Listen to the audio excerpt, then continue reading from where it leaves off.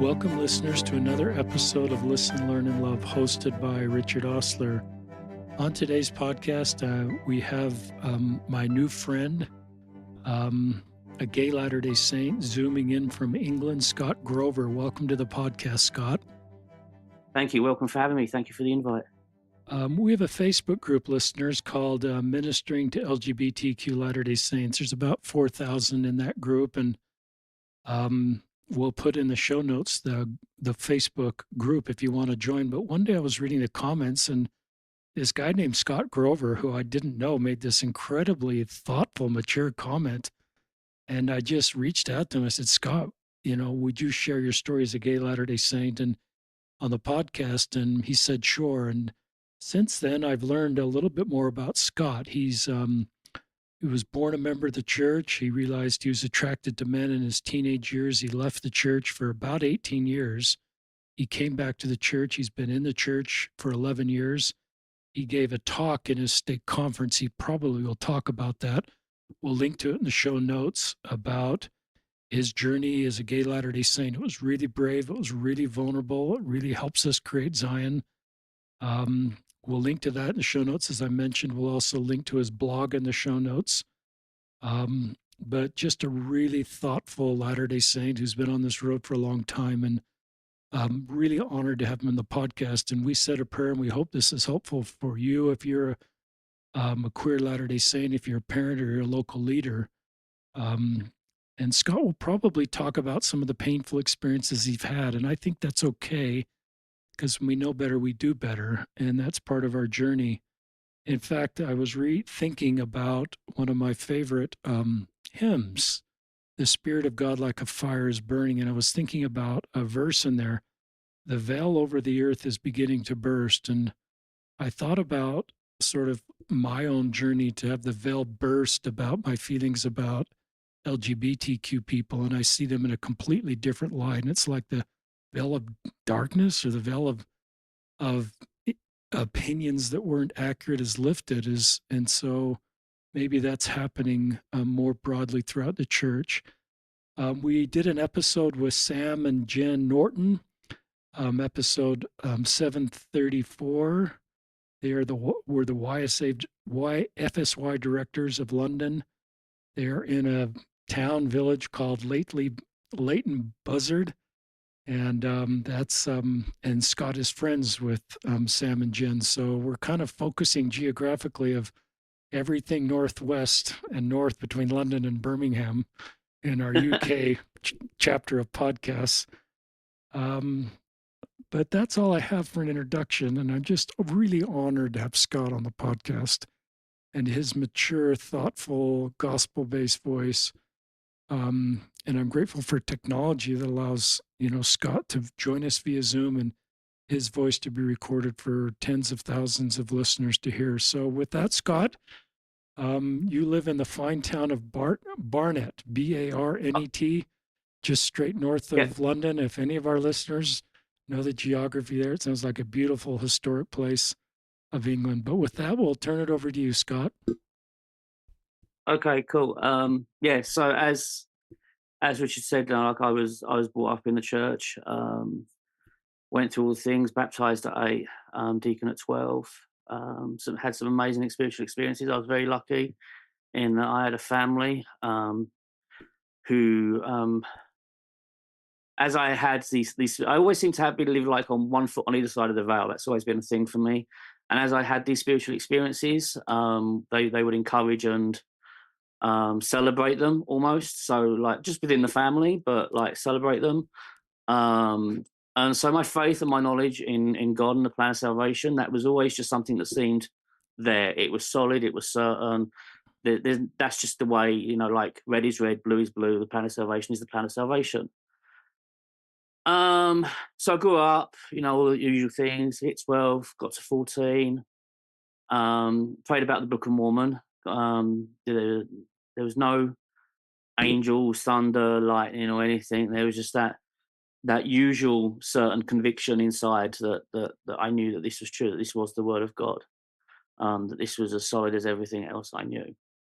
I remember being mocked at school once. One of the kids, asked me about, like, did I pray and had I ever heard God speak to me? And I was like, yeah. And he's like, I started laughing at me because like I'd claimed to have God speaking to me, and in my head I was just like, well, why wouldn't he? You know, why wouldn't he? If he's God and he loves us, then why wouldn't he? Um, and so yeah, that relationship I had with God was always strong. Um, as I went through my teenage years, you know, we hormones start kicking in, and our sexual drive starts kicking in, and where all my friends were starting to fancy the beehives and the laurels and the Maya maids. I was starting to fancy my friends. I realized that, you know, I didn't realize I was gay at that point, but you know, I started to realize that those warm, squishy feelings were towards the other guys in my ward, to my young men's president, to the missionaries, to, you know, the thing. I was like, I wasn't that bothered by it in the beginning because I just figured this was an attack by Satan, and God had always been there for me in the past. So you know, I just started praying, and you know, but then these feelings got stronger and stronger and stronger, and it was like, oh no, this is bad. And then fantasy started coming in, and you know, you start doing what teenage boys do in their bedroom, and this sort of thing, this just turned into a horror nightmare for me. Um, because not only was I breaking the law of chastity, but I was like, you know, back then, there was the trinity of evil, you know, rapists, pedophiles, and homosexuals. Like they were the three evils that were just below murder. And as I realized at least what these thoughts and feelings meant, like I had to come to terms with the fact that I was as evil as a rapist or a pedophile. That was the level of sin that I was at, and that was not happening. So I like prayed and prayed, prayed harder, and just nothing. Spencer W. Kimball had taught, you know, that we should, if we read the scriptures, these temptations will be removed from us. So I was like, fine, I'll do that. And so I studied the scriptures, and still nothing. And I dived myself so much into the church.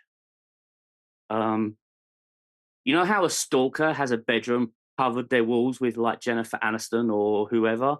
Mine was all Deseret bookstore pictures, you know, pictures, pictures of temples, the first vision, everything. I just plastered my bedroom walls with these images just to try and counteract. I would literally sit there with my scriptures in one hand, another church book in another hand, a church video playing on the TV, and those cheesy seminary music cassettes that we used to get playing on the stereo, all at the same time, just trying to drown out these thoughts and these feelings and these fantasies that would come into me. And no matter how much I prayed, no matter how much I begged God,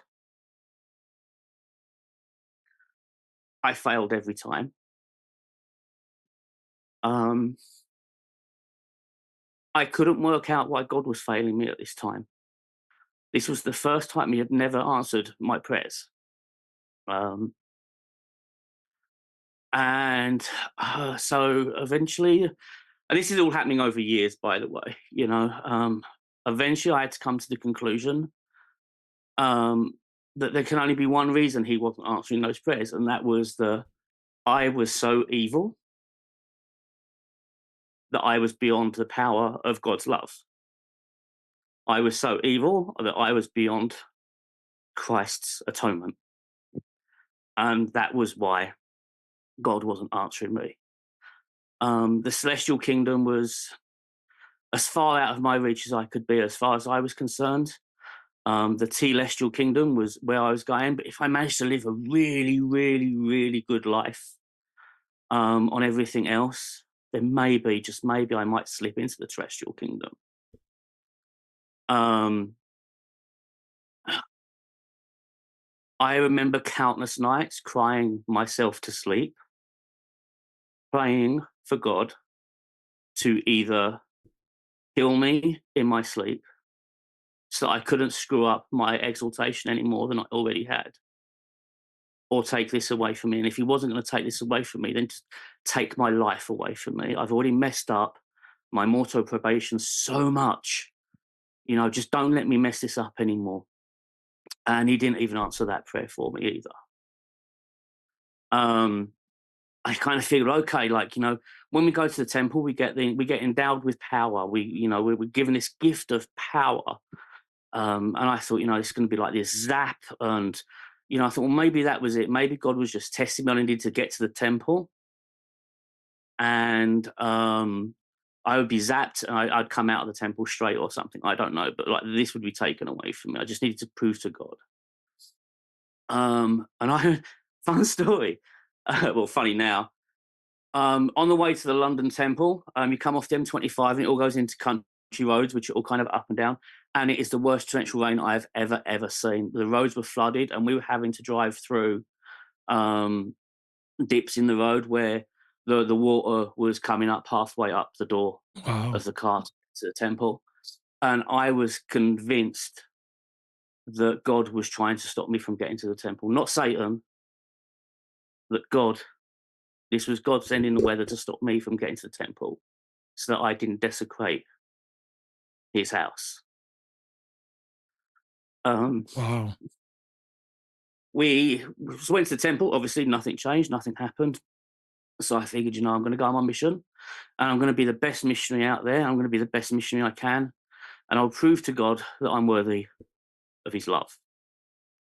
I went on my mission, England Birmingham mission, by the way. We mentioned Birmingham earlier. Um, and it wasn't a great time for me at all. You can imagine surrounded by all these good-looking young missionaries. It was a nightmare of a time for me. I was one of those missionaries who I was successful at the end of the day just because I kept my black badge on and didn't go home. It was awful. Came home from my mission. I hadn't proven to God, and so therefore nothing had changed. I ended up moving back up to Birmingham after my mission, and got into nursing. I met, became reacquainted with a woman I'd met on my mission, a woman called Lillian. And one day she after work, she dragged me over to Cannock Chase, I think it was, and we sat there, and she's like, "Scott, stop it." I'm like, "What? What are you talking about?" She goes, "Stop it." Like, what are you talking about? I'm like, she's like, "Stop pretending you're straight. You're not fooling anyone, and no one cares." And that was the first time anyone had told me it was okay to be this way. I remember bursting into tears. We had a big long chat. She'd been a member of Walsall Ward all her life, so she was like, "Look, we'll go speak to Bishop. We'll organise an appointment. Everything's going to be fine." We went to that meeting, and it went wrong. It went so wrong. Um, I came out of that meeting feeling degraded, not necessarily abused, but assaulted, and I came out of that meeting. I turned around to Lily, and I was like, "That's it. I'm not going back to church. I'm never going back to church." I goes, "That's it. No way. It's over. It's done. I'm not, and especially I'm not." And she's like, "Look, I've known Bishop Devil all my life. If you drop a bomb on his lap, he never reacts well." She goes, "Go back a second time, please. Just give him time, and I promise you, the next time you go, it is going to be a different experience for you. But just trust me on this." She goes, "We're the same age. We were kids together. I've known him all my life. I promise you, the second time will be different." And she was right. And I went back, and it was just an amazing experience with him. Um, and I remember we'd meet every week on a Sunday after church. Um, and he's like, "How your week's going?" I'm like, "Well, you're not going to think I had a great week, but I had a lot of fun." Um, but at the end of every meeting, he would like just say to me, "I want you to know that if I could take this off you, I would. If I would do anything to take this away from you, but I can't. What I can do is walk with you." Wow. And he goes, "As long, regardless of what you decide regarding your church membership or this, that, and the other, just know I am always here for you." And that was so powerful. We decided that I would go to LDS Family Social Services, as it was back then. LDS Social Services, received counselling. I was extremely lucky in that I had an amazing counsellor. I know other people haven't been anywhere near as lucky, but this woman, I can't remember her name right now, but she put me first. And I remember going into there one day, and it was palliative therapy. The whole idea of it was to um, get me straight, and the logic behind it was that you'd had a bad experiences with your father, you was unloved. Not necessarily that you had a bad father. Sometimes children can react badly to good things, you know. And that when you hit puberty, you sexualize those feelings, and that's what turns you gay. And we just need to correct that, and that you'll be straight again. Just let me Um, interrupt. Just one quick question. You're doing a great job. Help our listeners know what year this is. I'm thinking, when you came home from your mission and when these discussions are going on, just for this was context. 96, Okay. 1996. My mission was December 93 to November 95. Okay. That's helpful. Just, you're In doing around great. 96, You're doing 97. great, Scott. You're back on. And one day I went into the class, into the counselling session, and she's like, "What do you want to talk about today?" And I was like, "Well, I've got two people fighting inside of me. I'm like the good little Mormon boy that wants to get married and have 5 wives and like become apostle and prophet and this, that, and the other. And I've got this other side in me that just wants to go out there and just have sex with as many men and do drugs and drink alcohol and just have this party time." And I've got these two sides fighting inside of me. And she's like, "Okay." And we'd been talking about the different children within. And she's like, "Okay, so which inner child do you think wants to be the good little Mormon boy?" And I'm like, "Well, that's obviously the obedient child." And she was like, "Well, okay, so which part of you wants to be the other stuff, or the hedonistic stuff?" And I was like, "Well, that's obviously the rebellious child." And she just looked at me and she went, "What does the free child want?" And that silenced me. And I was like, I didn't know he had a voice. I didn't know he existed. And she was like, "Look, as a member of the church, I'm supposed to tell you that the church is true, that Joseph Smith is a prophet, and the Book of Mormon is the word of God, and that you need to concentrate on that." She goes, "But as your counselor, I'm going to tell you, you need to find out who that free child is and follow that path, because you are not going to be happy doing anything else otherwise." She's like, "If the free child is that good little Mormon boy, you will never find happiness out there doing all this other stuff." She goes, "If your free child is wants to go out there and do all that other stuff, you are never going to be happy being the good little Mormon boy. You need to find out who your free child is and follow that path." And that was just amazing for me. It wasn't soon after that. It just got too much for me. The fight was too. I've been fighting this now for 10 years, close to a decade, and I had no energy left. I couldn't fight anymore. And I came to the decision that if I was going to spend eternity in hell, in misery, then I was at least going to try and find some sort of happiness in this life. And I stepped away from the church. 18 years later, I'm living back in London, and there's these two young men, Elder Murdoch and Elder Kush, waiting on the street outside my flat. Ironically, they had an appointment flog them. They didn't turn up. I'd given them a false address, and they were sat outside my flat trying to decide what to do next. And I was like, "Hi, Mormons." And we got chatting, invited them around my house. They came round, they showed me like mountains to climb. Um, Unfortunately for them, I'd literally found out like 2 days before that my dad had prostate cancer and that I might lose him. And that was kind of hitting. The shock was hitting and becoming real on that day. And so they showed me this mountains to climb video, and Elder Murdoch, who like 2 weeks out of the MTC, all shiny cheeked and full of enthusiasm, was like, "So, what do you think of that movie?" And I just went for it. I was like, mind finding out my dad might be dying? Like, this is it. I've gone through this, blah, blah, blah. I don't care about the church. I do not care about God. And if God takes away my dad from me, that is it. It is over between us. It is absolutely over between us. I don't care anymore. I go, he's never done anything for me. And all the hurt and anger and everything just came flying out at poor Elder Murdoch. And I was like, my dad is my best friend. He's the first person I go to if anything great happens in my life. And he's the first person I go to when anything bad is happening in my life. I need my dad in my life. I don't care about eternal families. I don't care about temple. I don't care about ceilings. I need my dad in my life today.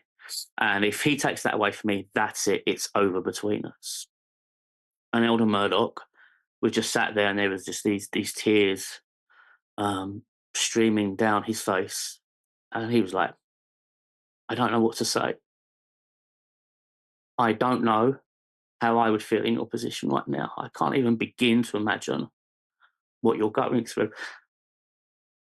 He goes, but what I do know is that the Church of Jesus Christ is true. That the Book of Mormon is the Word of God. And that your Heavenly Father loves you. And those are words that are said maybe 1,000,000 times a day around by the church. But the Holy Spirit just came into my flat that day, and it just tore me to pieces. In Kings, I think it's Ezekiel where he says,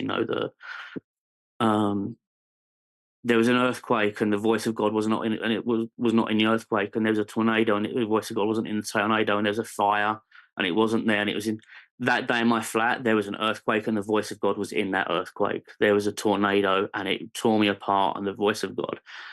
And it has been. I felt like how they must have felt on the day of Pentecost. With the apostles, it just destroyed me. It ripped me to pieces. I went to bed that night, and I would never have admitted this to anyone, but in the quiet voice, I knew that I needed to come back to church. I didn't know how, I didn't know what, I didn't know how my family was going to react, but I knew that I could no longer deny the things that were true, and I needed to start making that journey back. That does okay. So I've got a confession for Elder Murdoch. I'm not sure I've ever told him this. That doesn't mean I wasn't going to make it easy for them. So confession time. Like during our visits, I was researching online everything I could bad about gay Mormon church history, and just throwing it at the missionaries.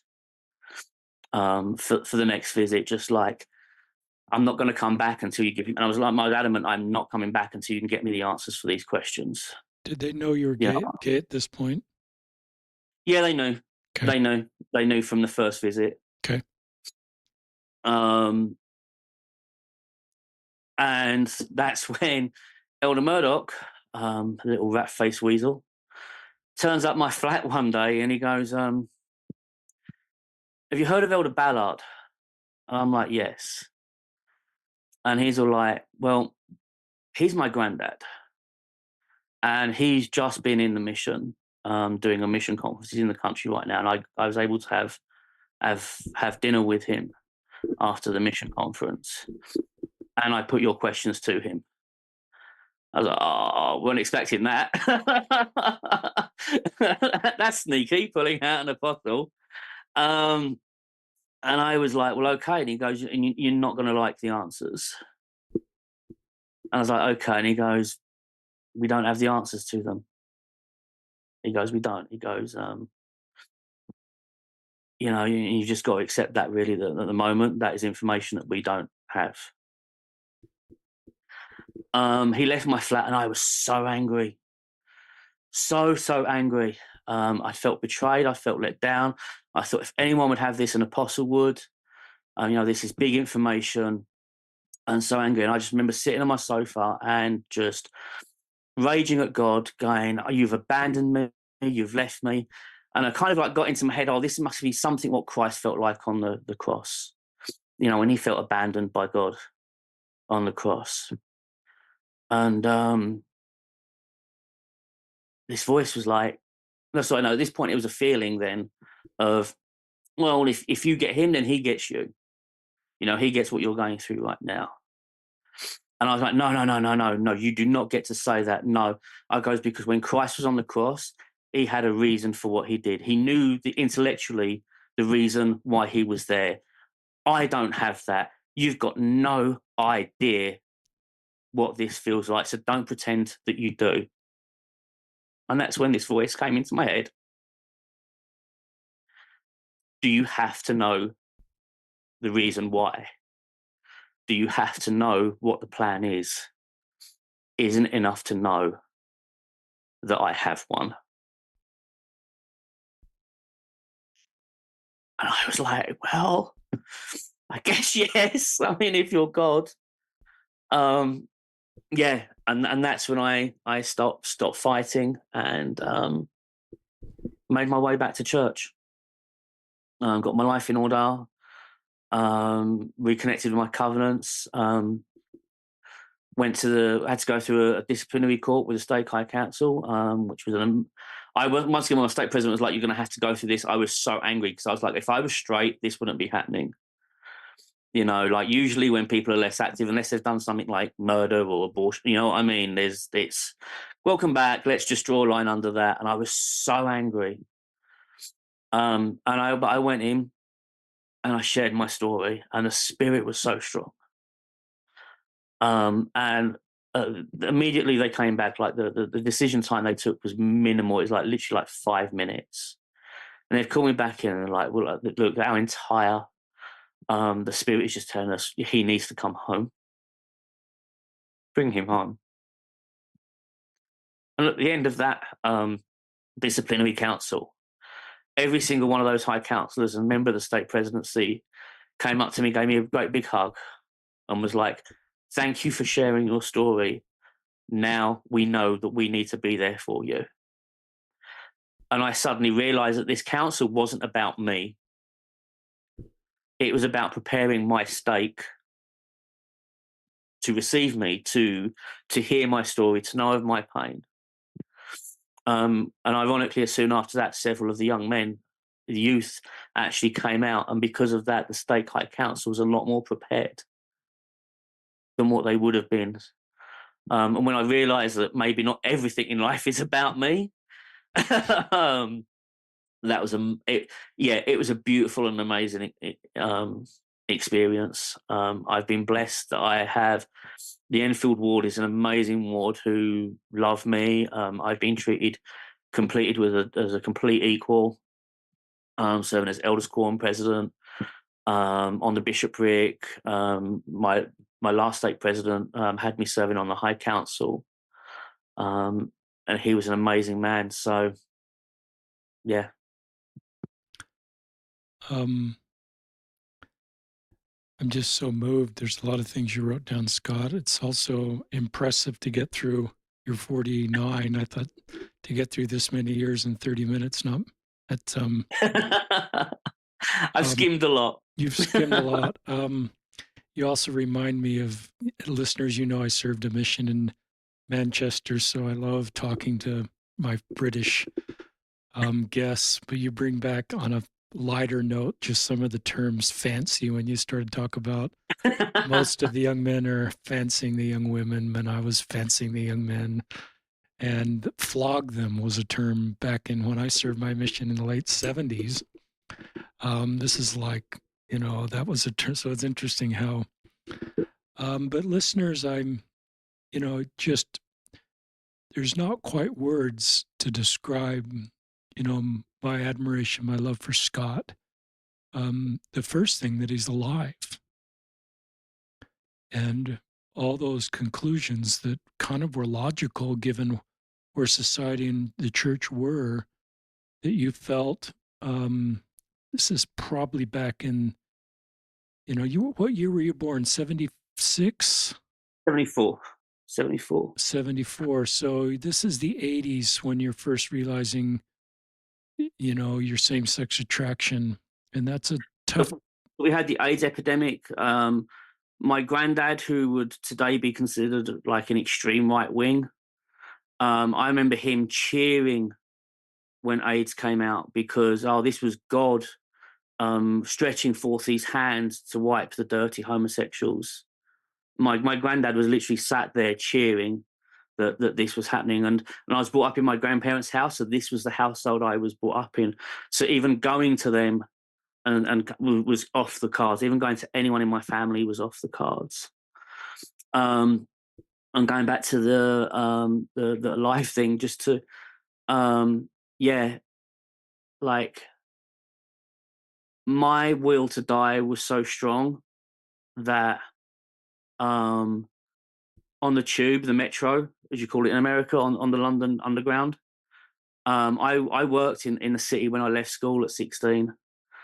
And I had to travel on the Underground every day. And I literally, as the trains were coming in, I would have to step away and push myself against the wall Wow. to stop myself from throwing myself underneath the train coming in. The only reason I didn't commit suicide back then was because my understanding of the plan of salvation was so firm. I knew that when I died, I would continue living.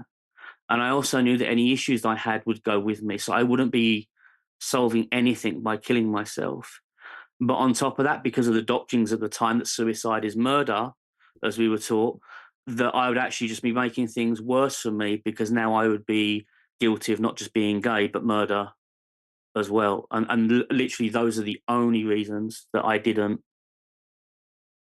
And that kind of what annoys me. I'm going to say this. I wasn't going to say this, but I'm going to say this. That kind of what annoys me when people dismiss the teen suicides of LGBTQ in the church. These kids are not dying because they lack faith. These kids are not killing themselves because they don't love God. These kids are killing themselves because they know the plan of salvation is so real, and they, because of the misdoctrines of the church, feel that they have lost so much hope that there is no point going on. It's almost as if actually their faith is killing, because they understand the plan of salvation, but they've lost all hope of being able to move forward. And so don't ever dismiss what these kids are going through, because you don't take that decision because you're evil or the air isn't the right percentage or there's too much smog or, and I don't know any Mormon gay youth that hasn't gone through that process at some point where they've wanted to die.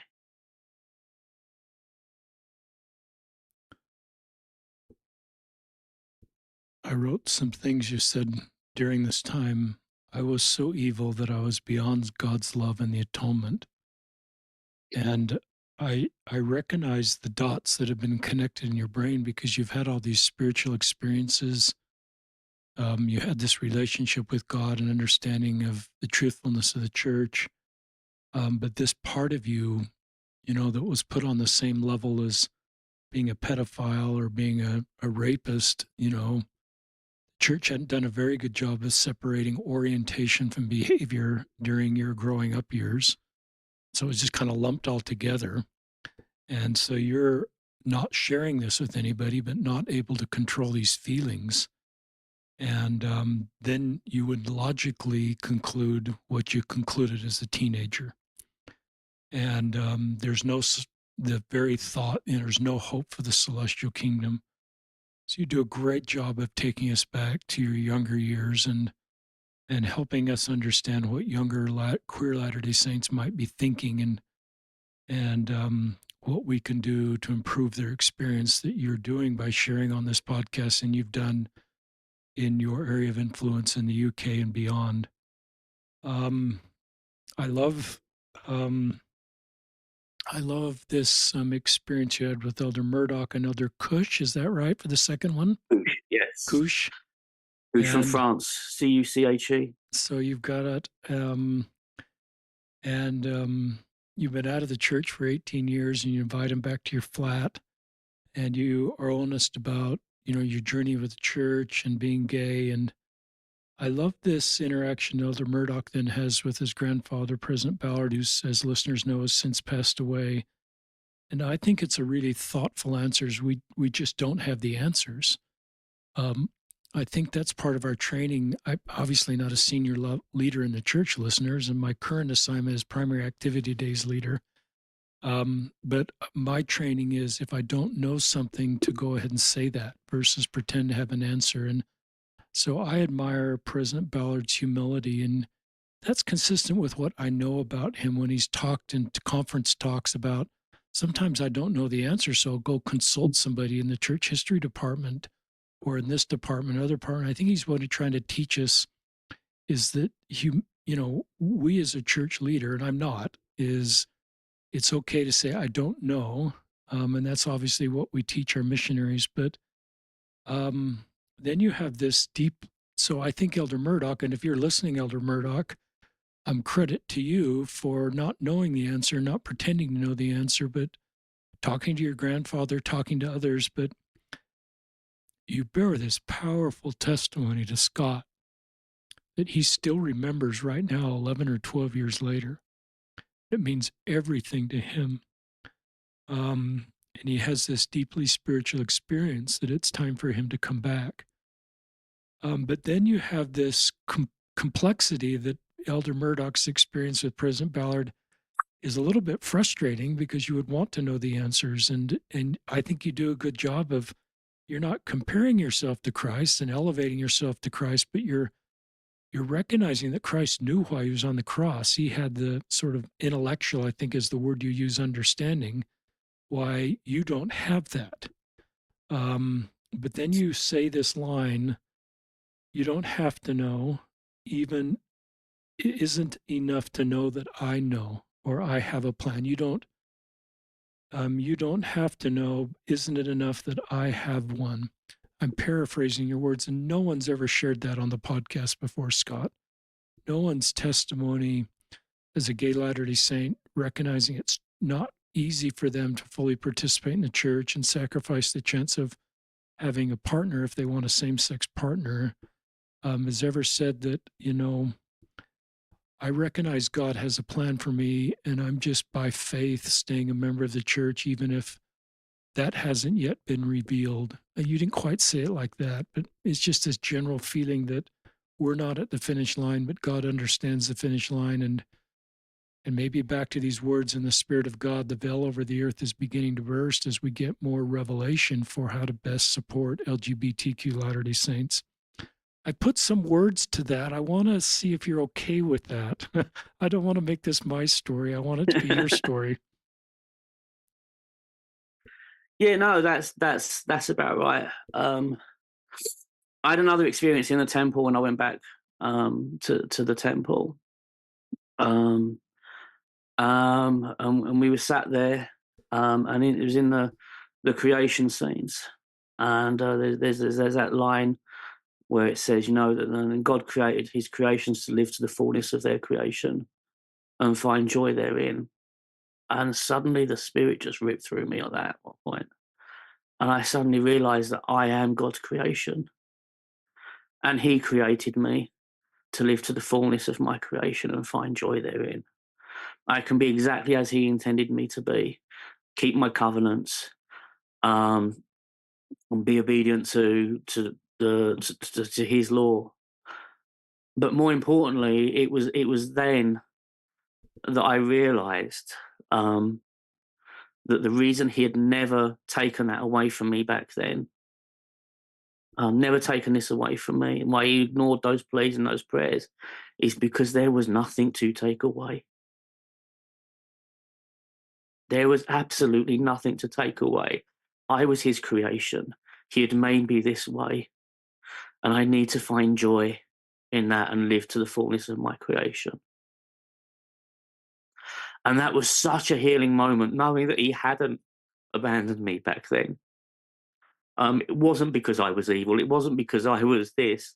It was because I was his child and I was asking for something that I'd already had. Um, I was asking for something to be taken away that had no right to be taken away. Um, and that was, yeah, that was so healing, so healing. I love the role of the temple in your story. I'm sorry for these intrusive thoughts that came into your mind going to get your endowment. I've driven to that temple.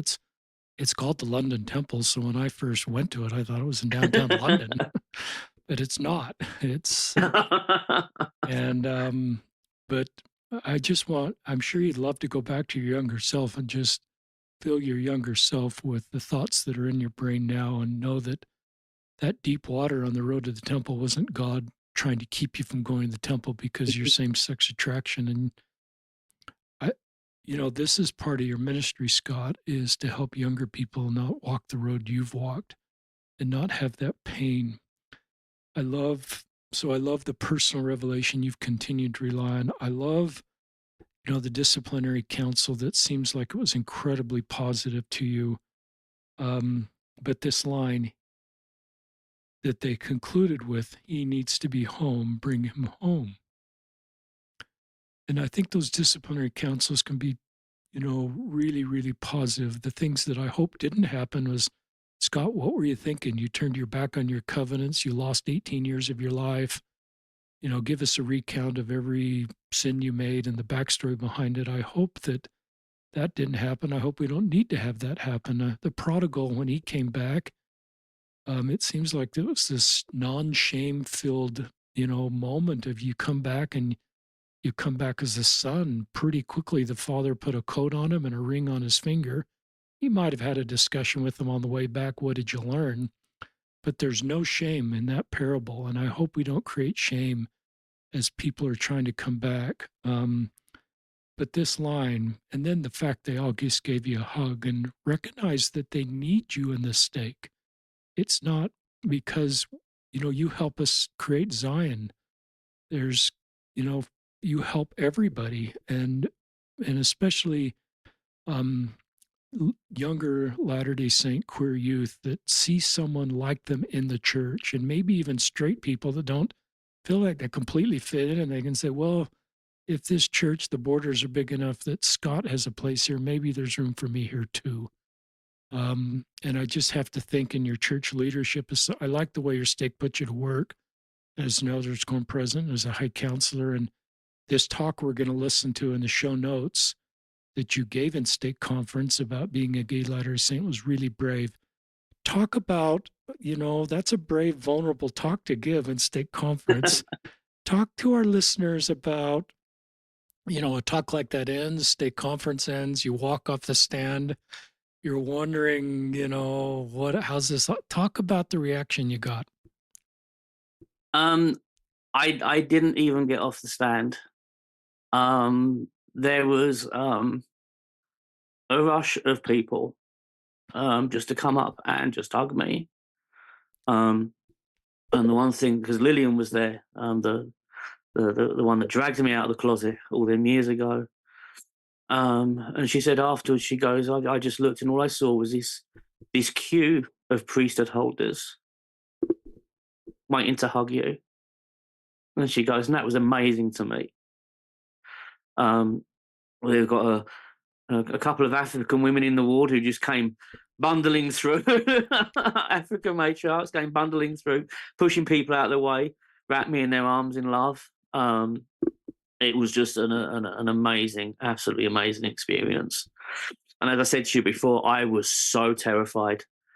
I said the last time I was that terrified was when I was jumping out of a plane at 13,000 feet. I was interesting as well. I kind of went into panic mode just before I gave that talk. And it was a talk just before mine, and a guy called John Giles had just been called as a councillor in the stake presidency, and he was giving his like welcome talk, if you like. And as he was giving his talk, I was like, I can't do this. I can't do this. I've got to find something else to talk about. I can't do this. There's no way. No, no, no. Like just like total panic flight mode. And as I'm going there, going, I can't. Oh, what am I doing? Like, this is stupid. What made you think you could do this? Um, John Giles in his talk just said this line of, "I want you all to know." Once again, I'm paraphrasing. I want you all to know that the speakers that are speaking today have all been inspired by God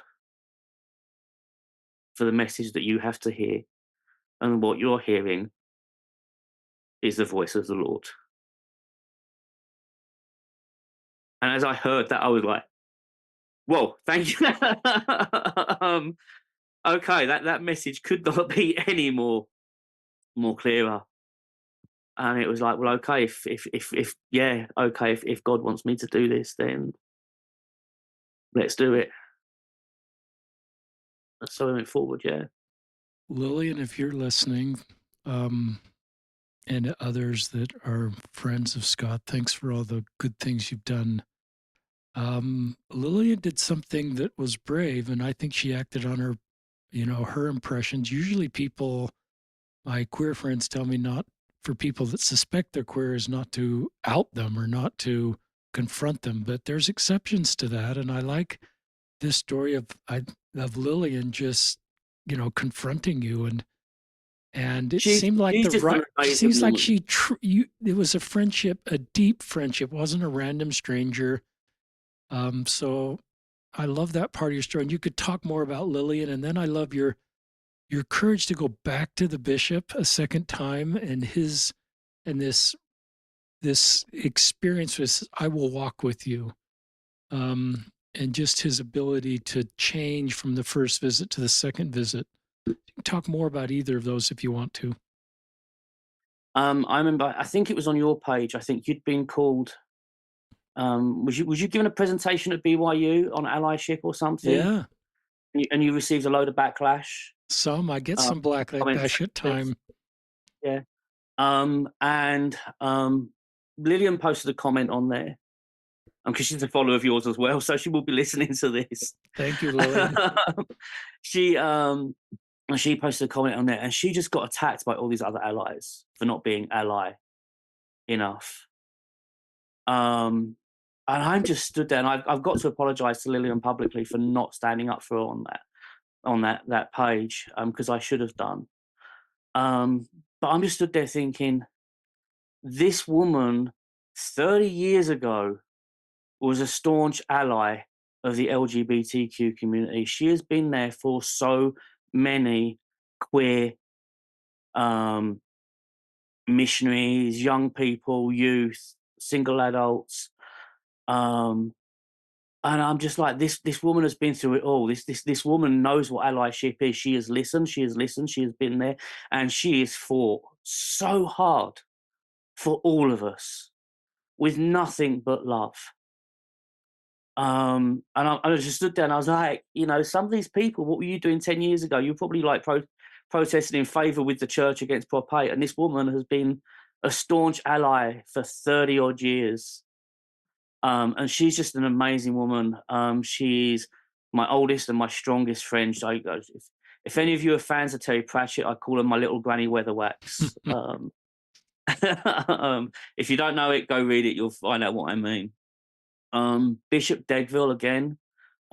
He's passed over the veil now, but an amazing man. Once again, full of love, absolutely full of love. And he was just one of these, as I say, one of these people. He just wanted you to know that you was loved. That's all that mattered to him. Everything else was just details, and they could be worked through. But also because of his actions, because of the way he was, um, and because he spoke for the church in speech commerce, realizing I'm not on audio on video, um, when it was time for me to come back, it made it so much easier for me to come back. It's like the decision of what you do with your church membership is up to you, but just always know the door's open. And we love you, and no matter what goes on, we will always be here for you, whatever you decide. And that was such a powerful message for me. And it's something that stayed with me all the way through the time that I was away from the church. And it was because, like, and the only reason I stayed away so long isn't because I stopped believing. It's because I felt there was no space for me here. I remember I had a friend commit suicide. I mean, another friend were on my bed one night. Actually, the night that it happened, and we were talking and talking deep as you do after a tragedy like this. And obviously, I got talking about the plan of salvation and my feelings and thoughts and what happens after we die. And she said to me, she goes, like, it's weird. She goes, "You're still Mormon, aren't you?" And I goes, "What do you mean?" She goes, "Not once have you said they believe. Mm. It's always been I believe or we believe." And when I did come back, I said, no, I was so worried about what my friends and family would think. And I'm still friends with my school friends, right? Have been through the whole journey, and like all of them turned around to me and was like, "Scott, we always knew you was going to go back to being Mormon one day." She goes, "Not one of us is surprised." Um, but fortunately, the church has moved on. The church has grown, and we need to celebrate that the church has grown. I think sometimes we forget to do that. We're so intent on the end result that we're not congratulating the progression.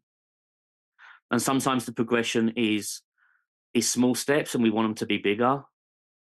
But progression is progression, and I don't mean to say that in a way that negates people's feelings for the hurt that is still being done for them. And I promise you, I've been on the phone to Lillian, screaming down the phone to her, going, "Why the hell is it one step forward and two steps back sometimes with this church?" Um, and it's frustrating, and you just want to smash your head against the wall at times, and it is hurtful, and it does cause a lot of pain. And there are things that are said that shouldn't be said, and they need to be stopped. Um, but if we want more progression, we need to recognize when the church progresses. Because if you're constantly kicking them in the head and telling them that they're wrong, that progression is going to slow down because they're going to think, "What's the point?" Talk about you're 49. You've got many decades ahead of you, and you want to fully participate in the church. You can't, be married to a man. Um, Mhm. how do you navigate that, Scott? Do you just try to take it one day at a time, one year at a time? Or does it get overwhelming? Does the unfairness of that still, that if you were straight, you could have, companionship and someone to go to the doctor with and someone to grow old with? Is that a tender question? Are you okay addressing that? Oh, I'm gonna yes to all the above. Depends on what day of the week it is. Sometimes it's full of despair. Sometimes it's difficult. Sometimes it's I'm desperate for companionship. Sometimes I'm just desperate for sex. Sometimes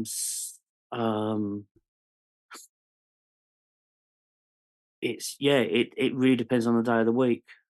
Sometimes it's okay. Sometimes it's good. Sometimes it's like I'm in an abyss. Um, the whole spectrum of emotions.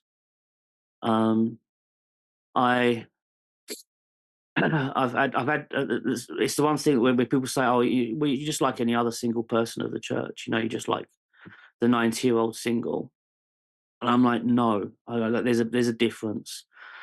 I goes because that 90-year-old woman who hasn't been married yet, she still goes to bed every night, maybe thinking like, praying, or maybe tomorrow will be that she's still got that hope that one day that can happen.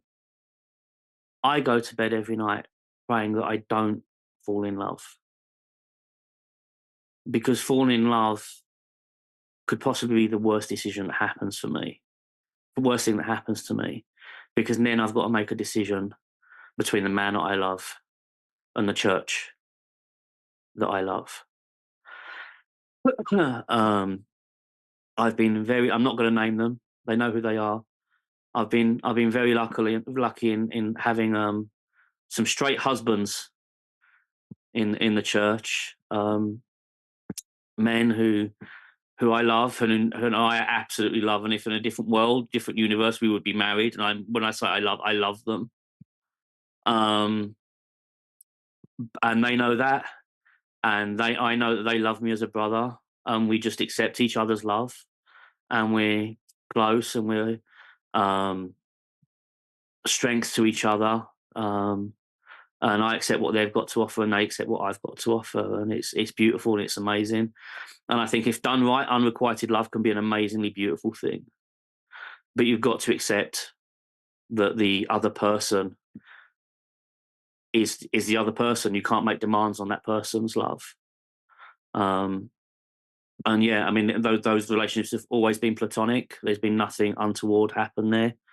But it has been deep, and it has been wonderful, and it's been amazing.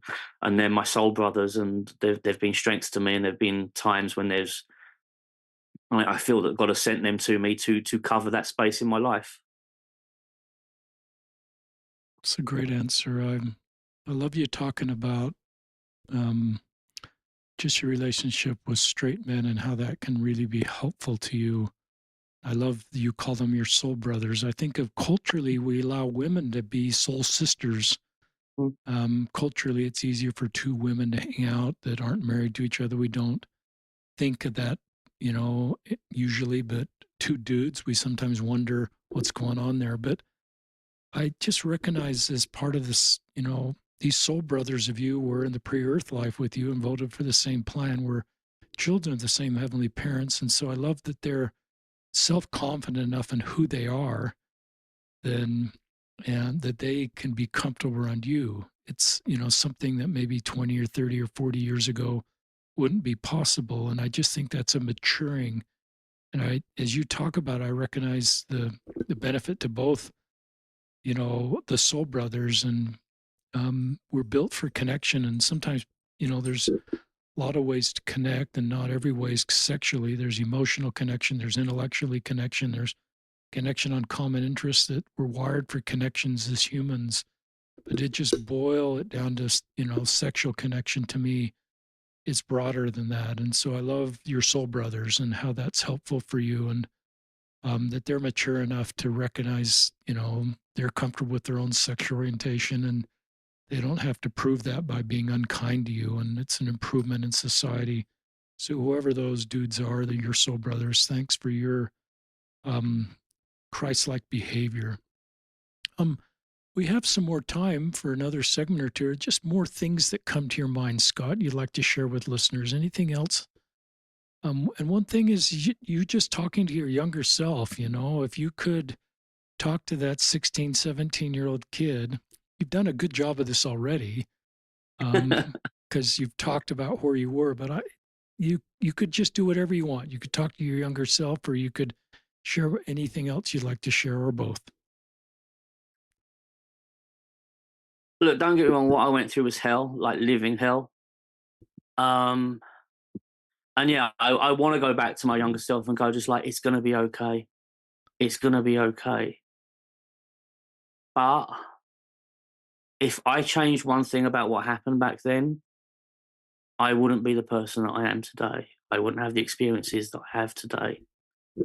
Um, one of my favorite quotes is the God uses the hottest fires to create the strongest swords.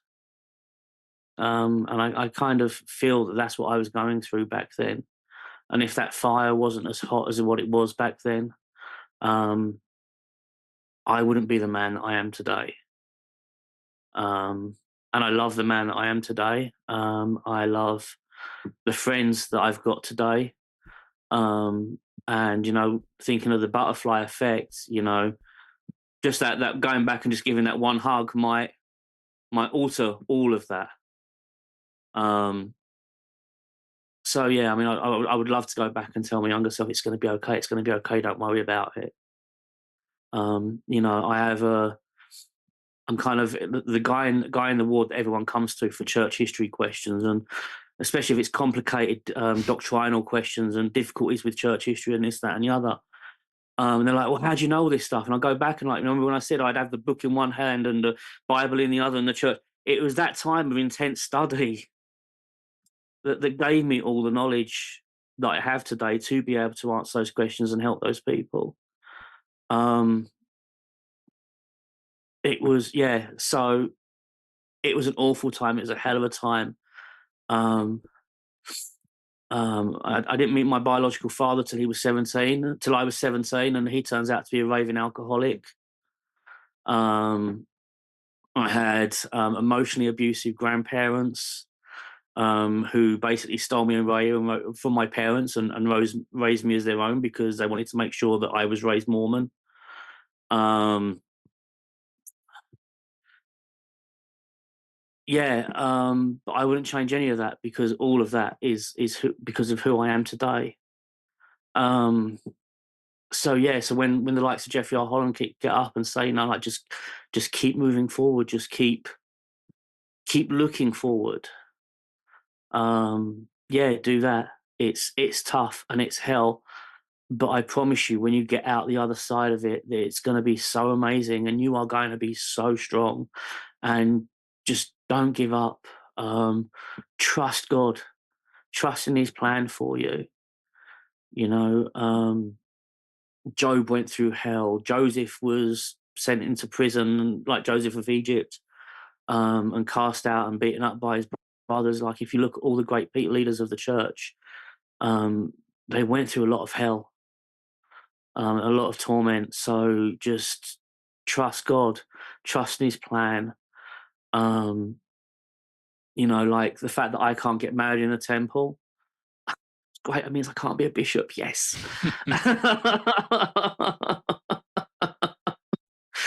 To deal with all the mess that comes with being a bishop.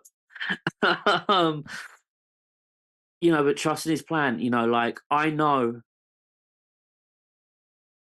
today that I'm going to be exalted. I'm going to be in the celestial kingdom. That nothing will be denied me. Like I mean, that might sound arrogant, but from where I was, where I just didn't think that like I was edging bets whether I was going to be in outer darkness or celestial kingdom. So you know, I know that nothing will be withheld from me, and I don't know how that's going to be resolved. Like I don't know.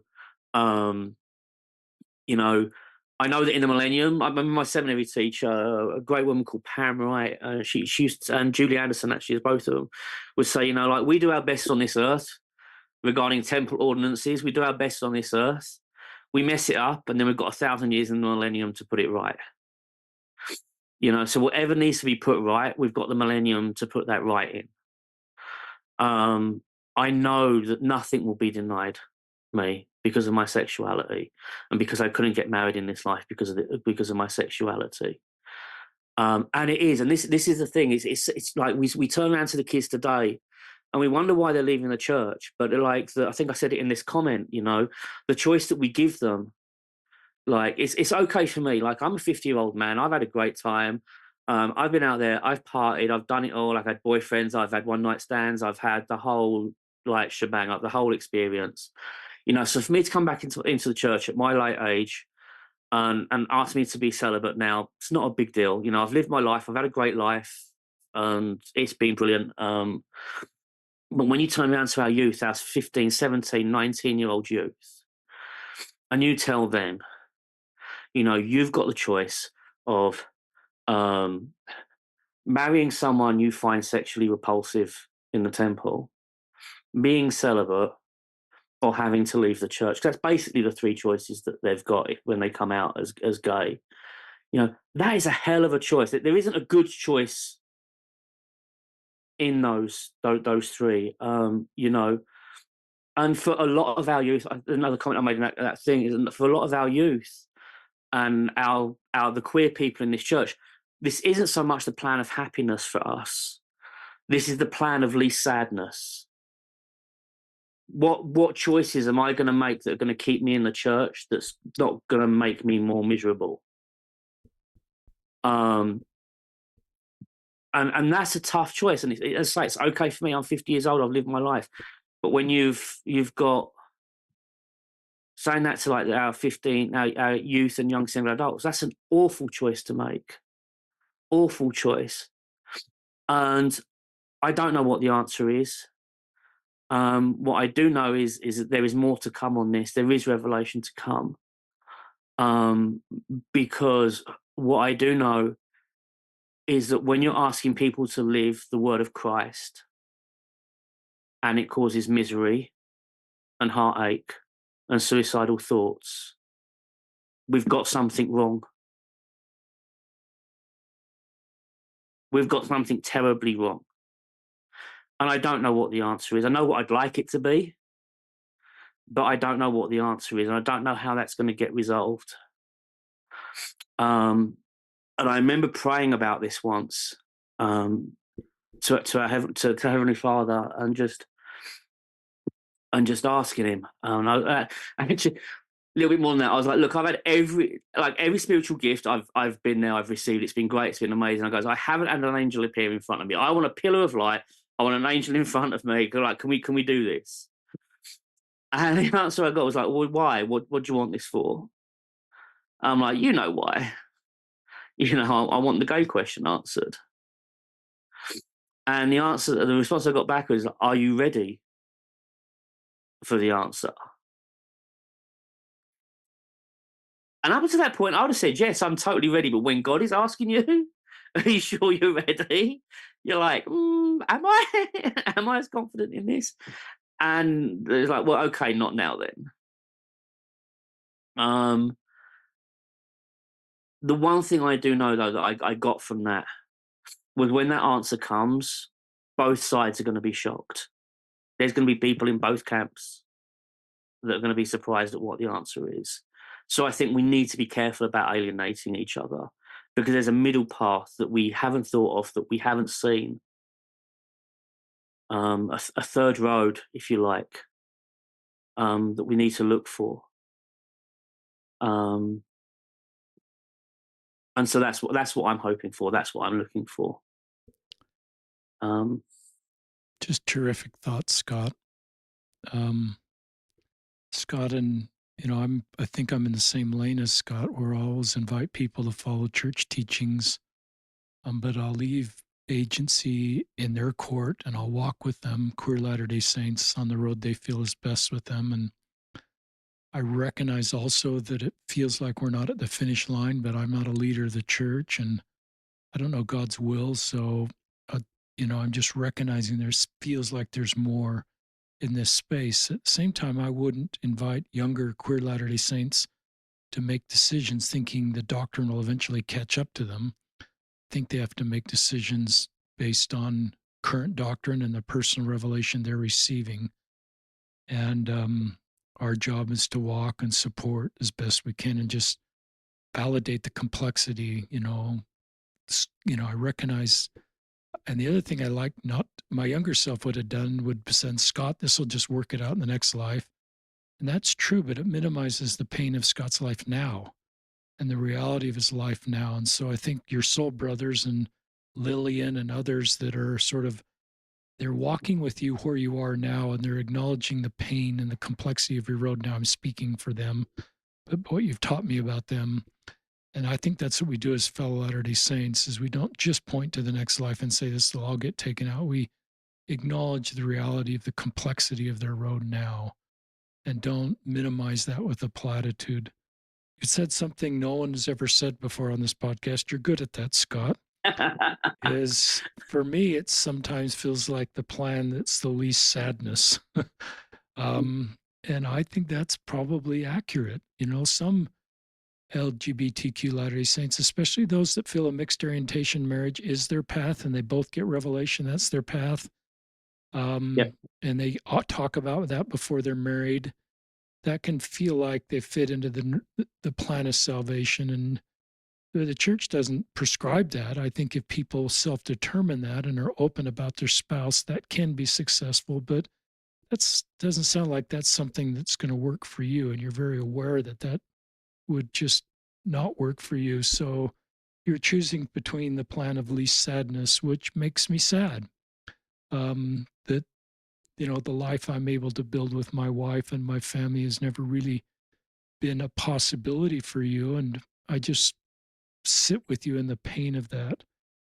Listeners, we talk about I want a couple thoughts. One is, if you haven't regularly listened, we talk about the gathering of Israel a lot. And on this podcast, because President Nelson talks about it.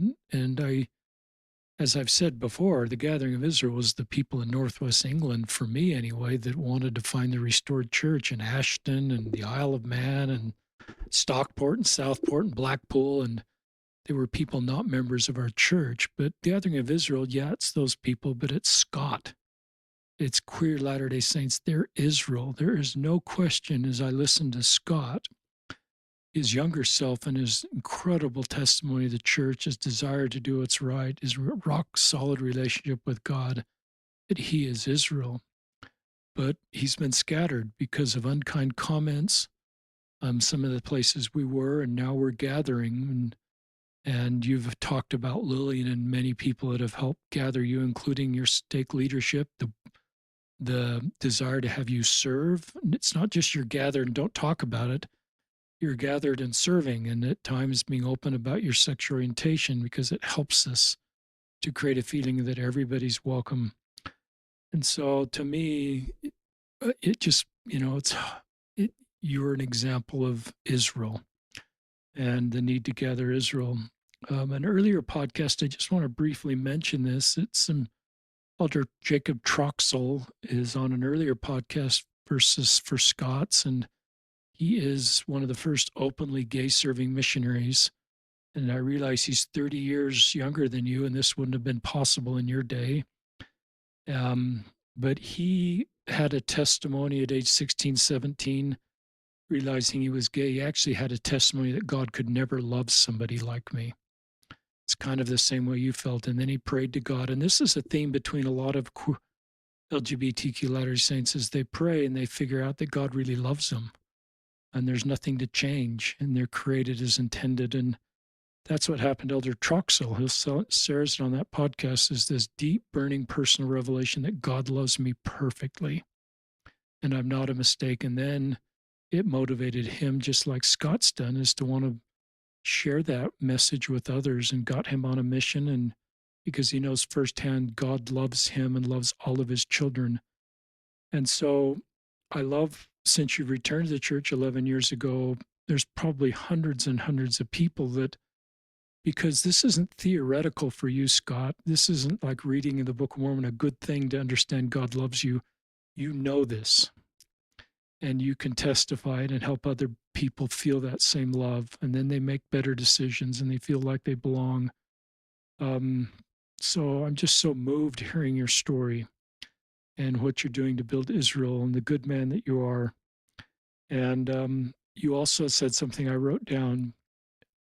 Everybody should feel this way. You said this with such confidence and humility at the same time. I love the man I am today. I think if God could hear you say that, and I bet he can, he would say, that's exactly what I've always hoped you feel, Scott. Because I feel the same way about you. Doesn't make you perfect. No. Doesn't take growth off the table. But it puts you in a position of strength that you love yourself, every bit of yourself. And I think that helps you know that God loves you and helps you make better decisions. I hope if you listeners don't feel that way about you, that you're able to. And I think your personal relationship with God is the path to do that and act on the impressions you feel. That's all I have to say, listeners. Scott, you have any other comments you'd like to share? Just trust in him. As I say at the end of my talk, which is kind of destroyed by the bad IT guy at the state conference talk. But because of what I've been through now, it's almost like that I don't need, you don't need to know my plan. Just know that I've got it. Has just become so valuable in my life, that lesson. I don't need to know what's in store for me next. I just need to know that God is in control of this. And as long as I put my foot forward, that's all it needs to. And that's helped me in my sexuality. It's helped me in my ministry, with my work helping with refugees and some of the projects we've started. We've started these and we're like, we don't know how we're going to complete this. And it's like, we don't need to know that. We just need to know what we're doing next. And God will put it right. And so this has just helped me so many times in my life. So just trust in God. You don't have to have the answers. You don't need to know the answers. You just need to know that he does, and just trust him. Thank you, Scott Grover. Thank you, listeners. In the show notes, we'll link to Scott's State Conference talk, his blog, and also our Facebook group, ministering to LGBT Latter-day Saints in our local area of influence. Anyway, thank you, Scott Grover and Richard Ostler, signing off on another episode of Listen, Learn, and Love.